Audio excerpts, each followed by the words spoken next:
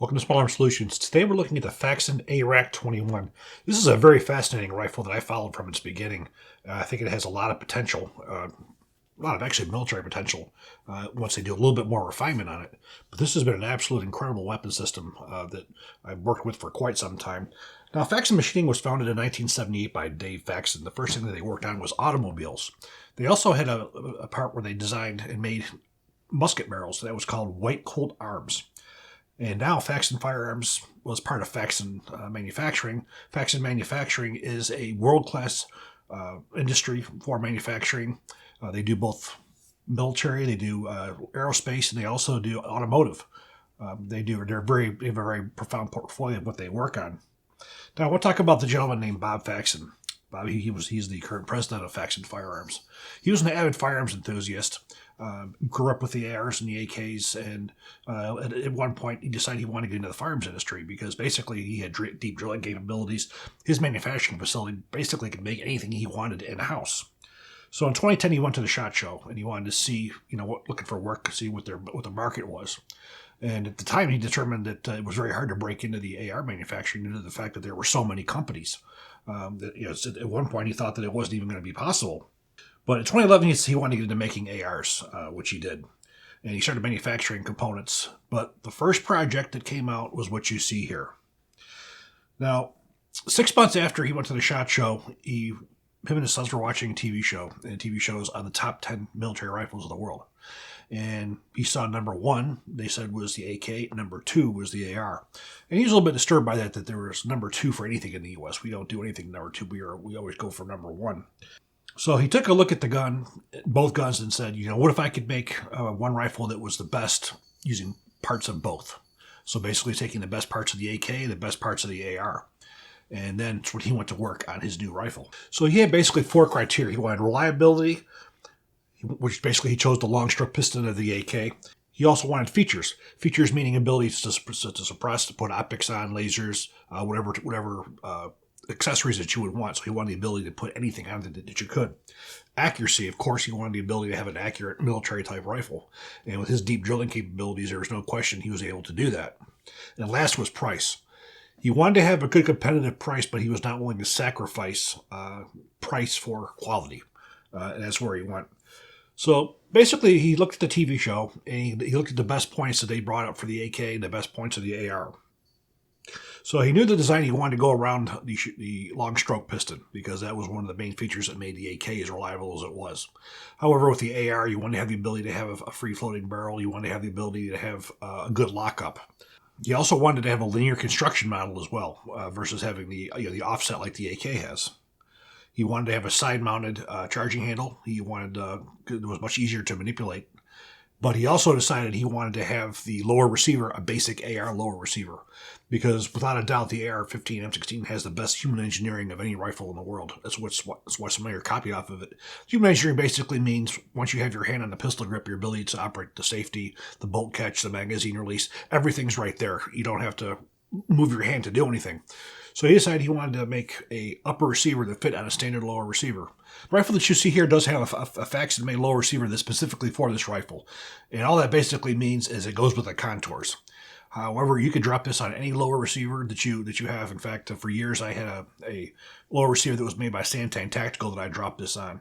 So you don't need a buffer tube. You don't need anything. Everything is self-contained within the inside. He also wanted a ability to change barrels and to change calibers. Now, initially, he looked at this. He wanted a 5.56 millimeter, and he wanted the 300 blackout, because at the time, the 300 blackout was quite popular. And also, it took no changes for the rifle other than just swapping out the barrel. But then again, he also wanted to have a 7.62 by 39, which he came out with a little bit later. Now, one of the things I want to say about Bob Faxon also is, quite frankly, I think he's probably one of the best designers we've had in the last 20 years. And the reason is the gun that you see here was made by a man and designed by a man and put together by a man who had no gun manufacturing experience.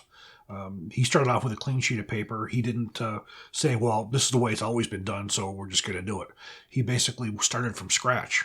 And that's one thing we don't see a lot because most manufacturers who have a weapons platform, they just keep building on that. For instance, you look at Colt, for instance, they make AR-15s. So everything that they do is going to be based off of that design. You look at Ruger, like, say, their Mini 14s. You look at any company who manufactures a single platform, they tend to do a lot of upgrades to that rather than just come up with something right new out of the box. So the ARAK-21, he called it the ARAK because it was part AR, part AK, so ARAK. Now 21, I'm not quite sure of where that comes from. That was shown at SHOT Show 2015, which I was at and I saw, and I was extremely impressed with what I saw. So what we're going to do is we're going to take this thing apart a little bit so we can go over each individual feature of it. So basically we just pop the upper and lower receiver like you do a regular AR.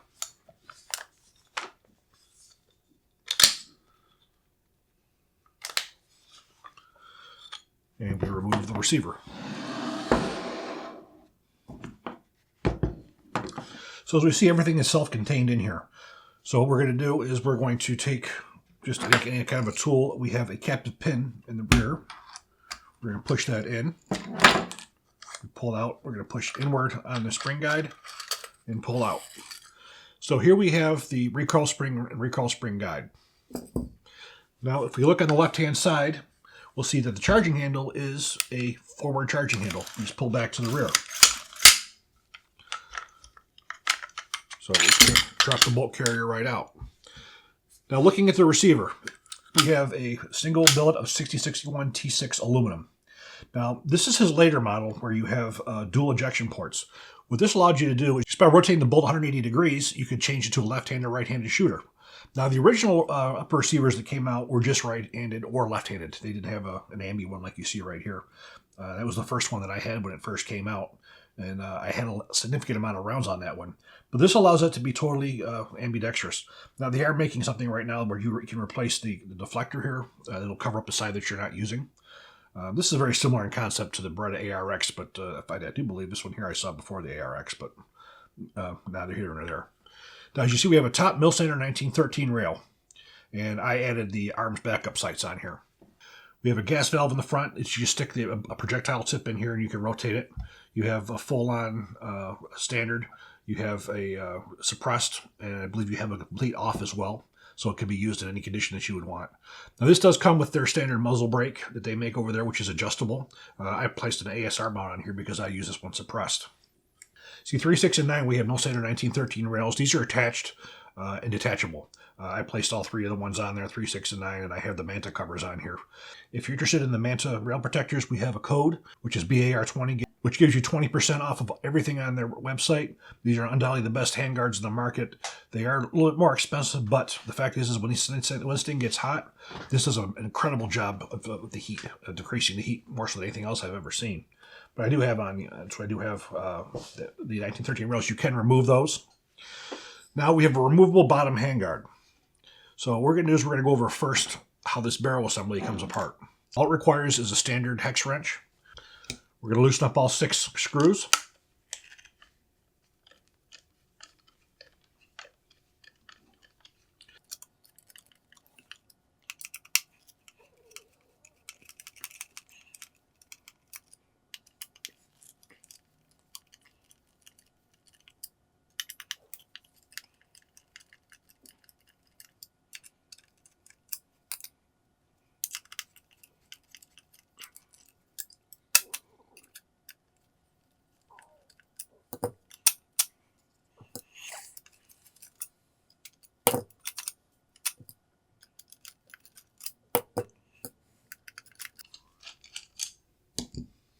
So once we have our screws loosened, we just lift the bottom handguard out.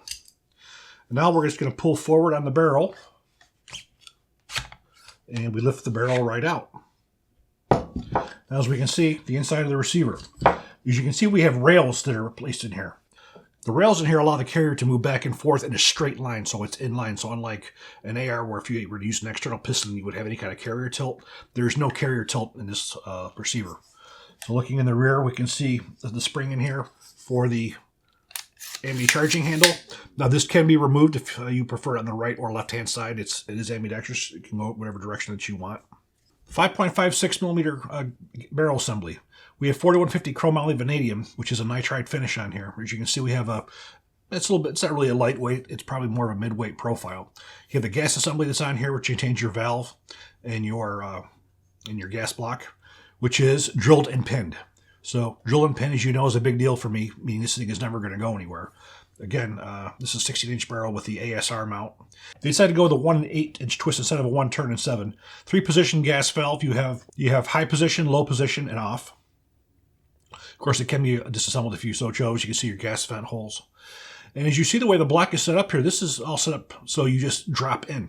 So now if I want to convert this over to 300 blackout, I merely just take the 300 blackout barrel. 300 blackout barrel. Drop it into the notches. Pull back.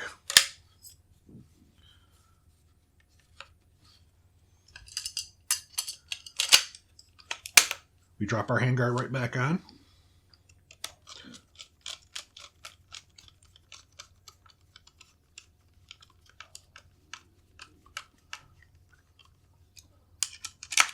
Tighten up all of our screws.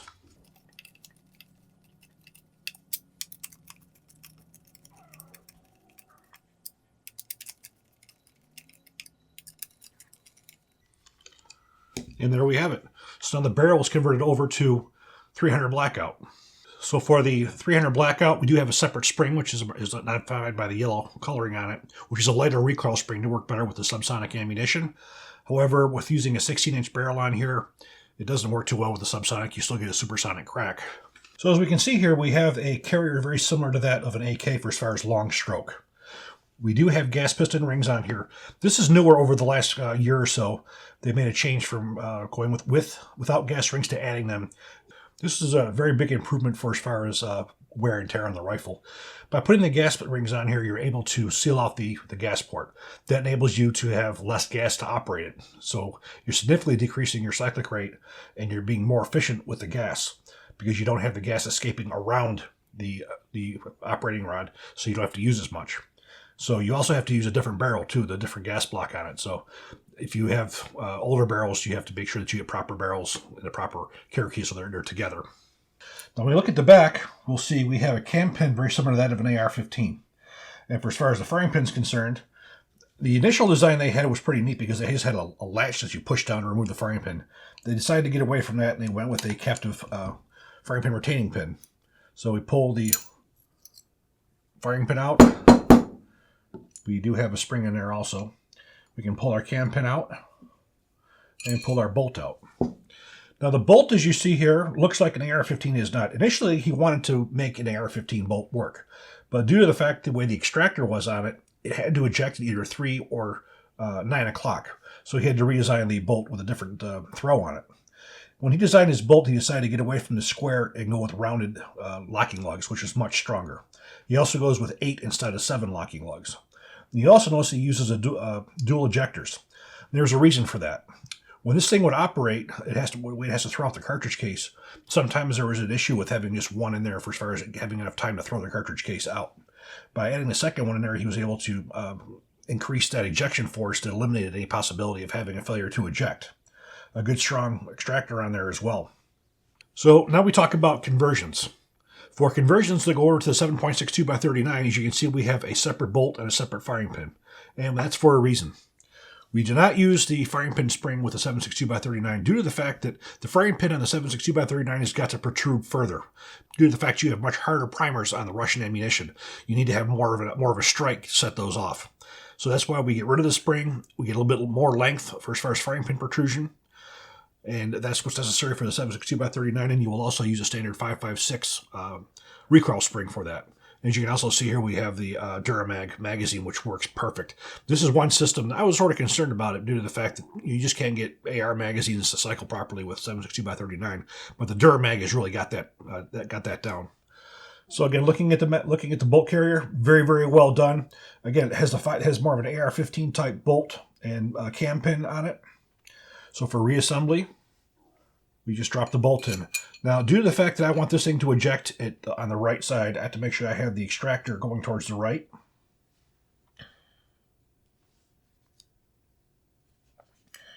We drop our cam pin in place. Now we need to make sure that we have the firing pin spring in as well. The firing pin spring does a very good thing for us. When we have a high rate of fire and we have sensitive primers, this prevents any kind of slam fires from the firing pin bouncing forward and setting off a very sensitive primer. And for reassembly, we just drop the carrier back into place.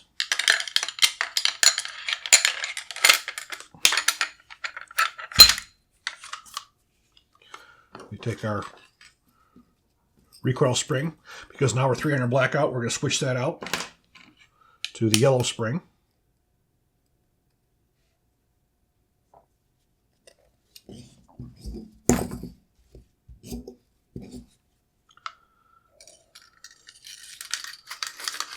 Drop it in. We're going to push that in.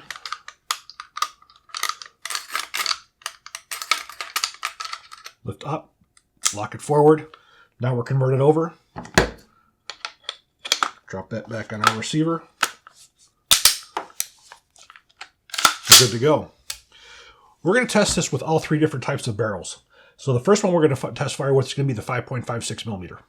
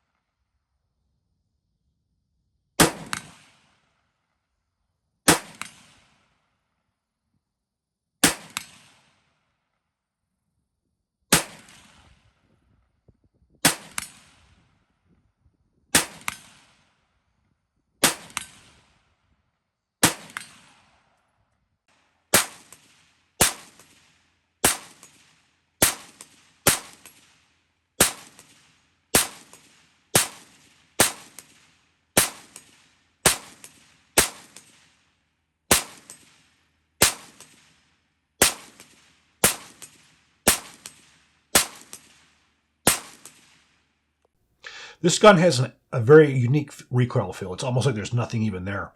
I believe that's due to the way he did his inline construction here for as far as having the rails in the way that he designed that. So next thing we're going to do is we're going to switch over to 300 blackout.